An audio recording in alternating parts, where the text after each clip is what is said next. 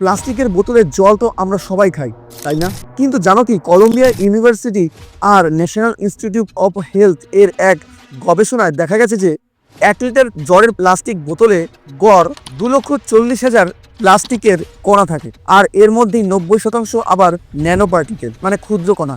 এবার আসল স্ক্যামটা শোনো, শুধু প্লাস্টিক বোতলই নয়, কাচের বোতলও নিরাপদ নয়।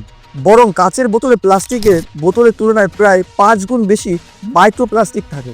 ফ্রান্সের এক সেফটি এজেন্সি সম্প্রতি জানিয়েছে, কাচের বোতল অবশ্যই কাচের হয়, কিন্তু বোতলের মুটকির ভেতরে প্লাস্টিকের কোটিং ব্যবহার করা হয়।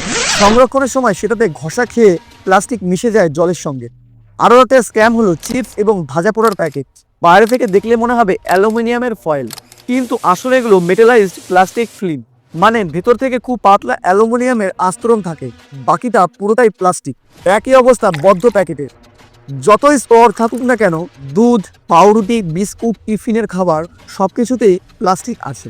এখন গড়ে একজন মানুষের মস্তিষ্কে 6.5 গ্রাম প্লাস্টিক পাওয়া যায়, মানে প্রায় একটা এটিএম কার্ডের সমান বা 3টি প্লাস্টিকের বোতলের ঢাকনার সমান। শুধু মস্তিষ্কেও নয়, লিভার, কিডনি, ডিম্বাশয়, পাকস্থলী সব জায়গাতেই প্লাস্টিক জমে কোষের ক্ষতি করছে, এমনকি ক্যান্সারের ঝুঁকিও বাড়াচ্ছে। আর যাদের ক্যান্সার আছে তাদের টিউমার আরও দ্রুত বাড়াচ্ছে। সত্যি বলতে কি, আমাদের পৃথিবী আজও প্লাস্টিকের স্তূপে চাপা পড়ে আছে। ইতিহাস, ভূগোল এবং বিজ্ঞান সম্পর্কে আজব তথ্য জানতে হলে আমাদের আজব তথ্য চ্যানেলকে সাবস্ক্রাইব করুন।